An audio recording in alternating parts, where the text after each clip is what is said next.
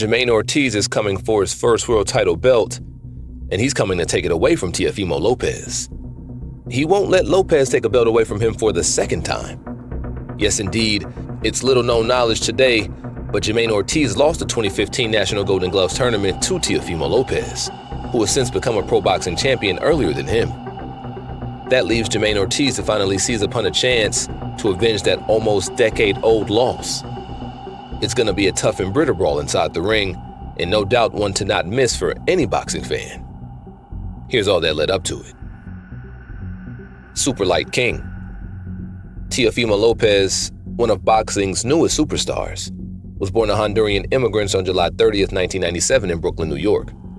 Lopez got into boxing at a very young age, starting when he was just 6 years old. His father, Teofimo Lopez Sr., was going to the gym just to train for himself, and he would always take young Lopez with him. Ever since he amazed his father's coach after trying out the pads once, he was in the game. Of course, Lopez Sr. took over much of the coaching duties. Lopez Jr. describes the beginning of the journey as such. He would have to leave and told the coach, "I've got to do some things and park the car, and I'll be back in 10 minutes. So the coach grabbed me and had me hit the pads and everything. I caught everything real quick. I believe that I was like born with it.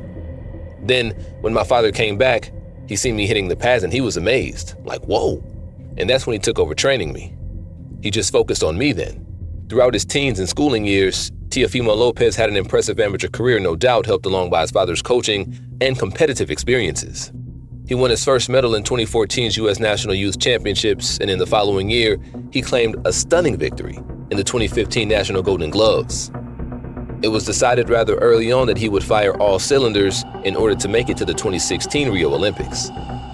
He completed the first step by winning the U.S. Olympic trials, but there was a problem. USA's lightweight entry had only one place, and that was secured by Carlos Balderas, who was ABA's World Series of Boxing champion. Not willing to give it up without a fight, Lopez Jr. was able to qualify for the Honduran team. With the Honduran team, he went all the way and overcame the qualifiers all again, and he did so with flying colors. He went on to represent his parents' home country of Honduras in the men's lightweight event at the 2016 Summer Olympics. While he was defeated by the eventual silver medalist Sofano Mija, he had by then completed an amateur record standing at 150 wins and 20 losses. With his father's blessings from then on, he went pro after signing with Top Rank in October 2016.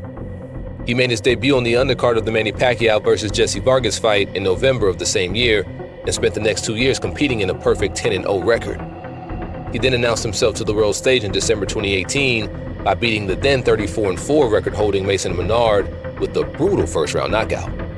Needless to say, this performance firmly put him in the limelight. In his next fight, Lopez faced another boxer veteran in Diego Magdaleno, which ended in another brutal knockout win for Lopez. The 7th-round knockout had him leave the ring with a total of 3 regional titles. In December 2019, Lopez won the IBF World Light title by defeating Richard Kami, and in his very next fight, he won what is arguably his greatest victory ever. This was the big fight against Vasyl Lomachenko, and his victory earned him the WBA and WBO titles. The Lomachenko bout was the biggest turning point for Lopez and his father. Despite being an underdog, he came out on top, and he thus secured the Fighter of the Year, while his father took home the Trainer of the Year award. This was the culmination of a long friendship between father and son to achieve the best in the sport they both loved. Regardless of what happened after that, the dream had been won. Even though he lost these titles to George Kambosos Jr. in November 2021 in a widely hyped and watched fight, he nonetheless bounced back from his loss with a TKO victory over Pedro Campa in August 2022. It didn't take him long to be a champion again, as in June 2023, he defeated Josh Taylor to win the WBO World Superlight title, which had also since passed hands from George Kambosos. As of February 2024, Lopez has a professional record of 19 wins, 13 of them by knockout, and 1 loss. He has already achieved a lot, but a boxer like him would love to stay further and continue to remind everyone who's boss. Except his nemesis is now coming for him. Ortiz's time. Jermaine Ortiz was born on April 28, 1996 in Worcester, Massachusetts. He was one of 7 children born to a mixed heritage family, so growing up probably wasn't exactly a swimming experience. The working class urban life took a toll on him growing up, and toughening up was a constant necessity. As you very well know the drill by now, yes, boxing did ultimately keep him away from drugs and crime.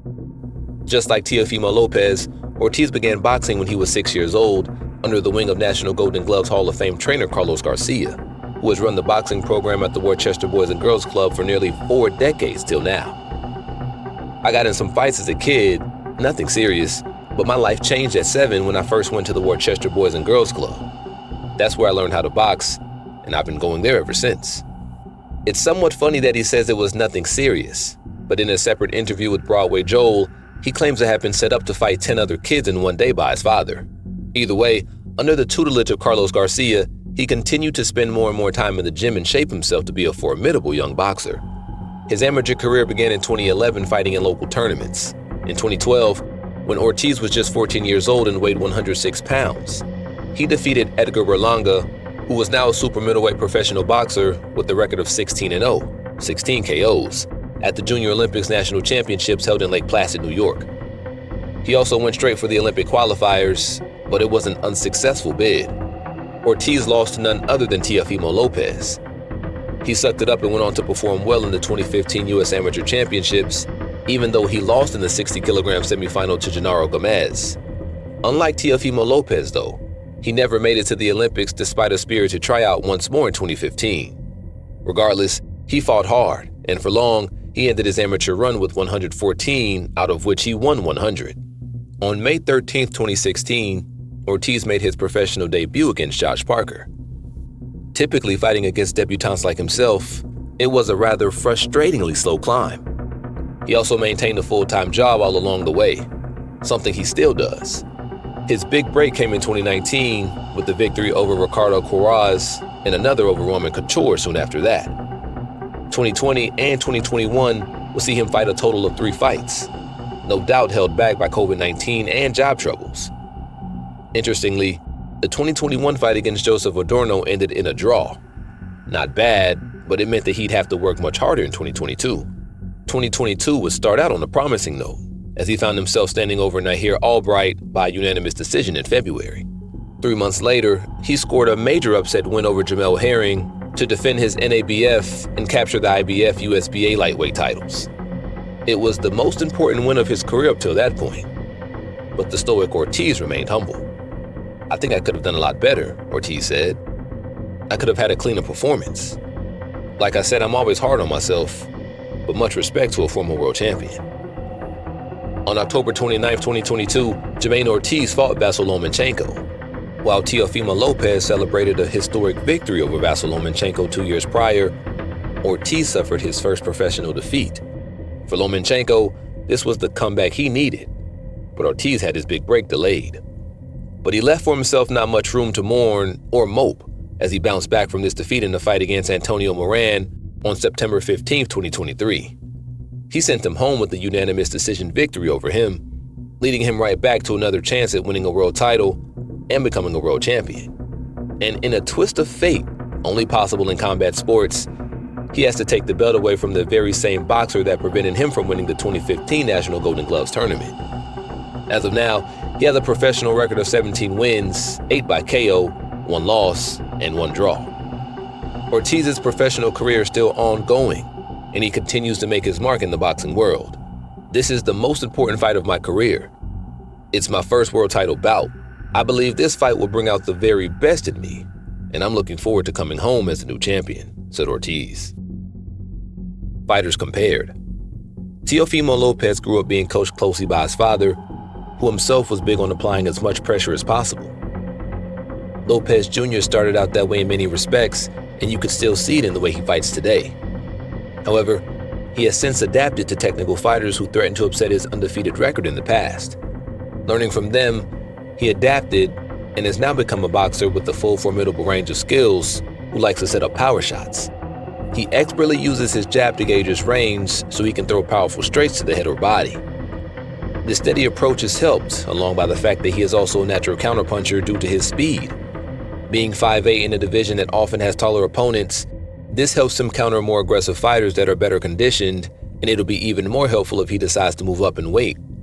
Lastly, he's built rather well, lending to a great degree of explosive power. Combined with his accuracy, It leads to sharp jabs and dizzying hooks and uppercuts that end fights quickly in his favor. Jermaine Ortiz, on the other hand, fights much like him, being known as the technician. He's all about good counterpunching. And just like Lopez, he possesses a high degree of athleticism and power output from his upper body. Ortiz is also known for his ability to find his weaknesses and improve with every fight. The main strength of his that everyone seems to fixate on, due to the sheer advantage it gives him, is the quick reaction time. Jamel Herring himself concurred after Jermaine Ortiz scored a flashy victory over him that wowed the audience. "He was just quicker on the trigger," Herring said of Ortiz. "I don't think that it was age. He just had a better output. I wasn't tired at the end, but he just beat me to the draw." In summary, both fighters have their unique strengths and styles. Lopez's power and counterpunching abilities contrast with Ortiz's technical and adaptive style. Other than that, the most exciting part about this matchup is that they're so similar.